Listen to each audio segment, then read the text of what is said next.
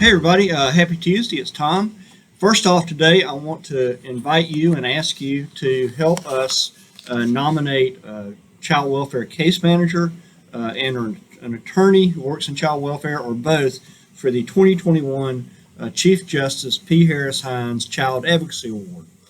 This is something that we have been awarding each year to one de facto case manager and one attorney in the state of Georgia in association with the state bar, but it really grows out of the wonderful work of Justice Hines, who is a dear friend of mine, and many of you may recall that he was for many years also, while serving on the Supreme Court of Georgia, was the head of our Committee on Justice for Children and really advanced the work of child welfare in Georgia. So this award was named in his honor and memory now. And I want to encourage y'all to nominate folks that are doing an outstanding job in this field. We're going to put the link to nominate someone in the chat below here, or the text below the video, but it's https georgiacourts.gov/J4C. And nominations need to be submitted by February 28th of this month, and I'll continue to remind y'all all month to please do that. Of course, February, as it is each year, is Black History Month.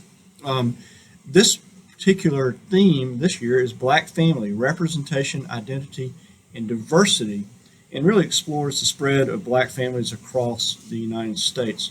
I guess we could talk a lot about the Great Migration, but certainly we ought to be talking as well about what we have seen in the past year regarding protests against racial injustice, and think about how we can in this month really, especially even in child welfare, work to promote racial reconciliation and really equitable and fair treatment of all individuals, regardless of their background, culture, the color of their skin, how much money they make.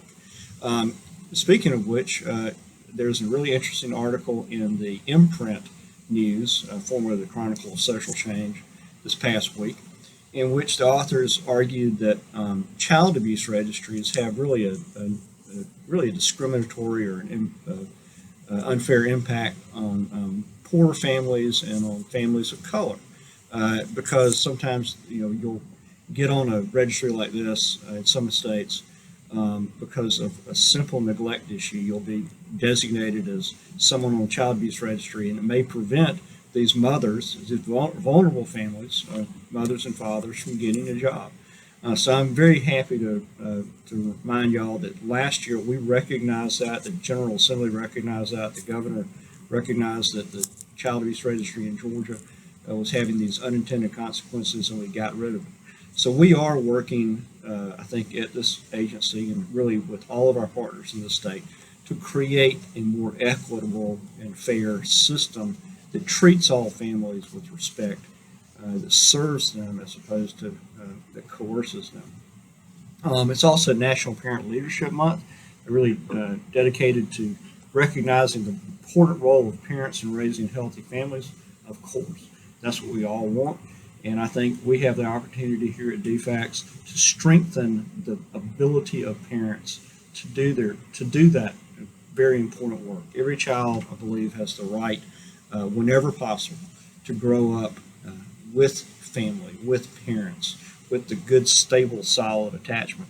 The Children's Trust Fund Alliance website and also www.friendsnrc.org has a bunch of resources on there about recognizing parent leaders in your office and in your community, and our DFACS communications folks, and then also in Mary Havock's Child Welfare Connection newsletter are going to be rolling out some great work and just information about National Parent Leadership Month as well.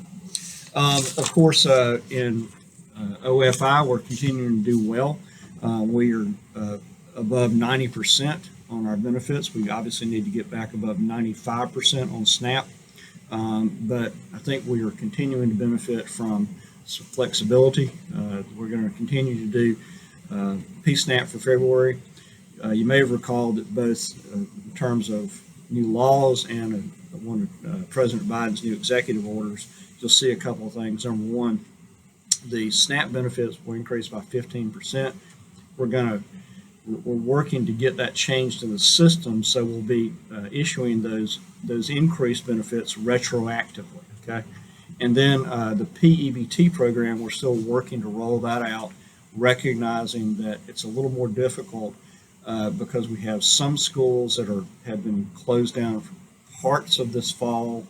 We have other schools that are back in, so we're working through the details and logistics of getting that out, and anticipate that we'll be issuing PEBT benefits between now and the end of the school year or thereabouts. Those benefits were also increased by executive order by 15%. So the SNAP and TANF renewals for February need to be submitted by the customers and completed by the case managers. Our Medicaid renewals have been extended through April 2021, and the renewal bots, I think, are in full swing and seem to be working. We're going to have a bot survey released today, actually, so that you can kind of give us your feedback on how those bots are working. Obviously, it's a legislative session. We've already gotten the amended 21 budget through the House. Went and spoke to the Senate about the amended 21 budget. I anticipate that they will be moving quickly on both the amended 21 and the 2022 budgets, because I get the sense that we have a number of legislative initiatives, but I also know that with COVID still around, I'm sure that our members of the General Assembly want to make sure that we get the people's work done as soon as possible, so we can all get back and make sure we're all protected. Speaking of being protected, I think I've continued to send out information from time to time regarding vaccines. Please, if you have the opportunity to get the vaccine, please take that opportunity. The more folks that can get vaccinated and immunized, the sooner we can get back to a normal life where we can all have more interaction with each other. And certainly the fewer people will have severe side effects or health problems or even death related to the COVID. So thanks, everybody. We will see you next week, and happy Tuesday.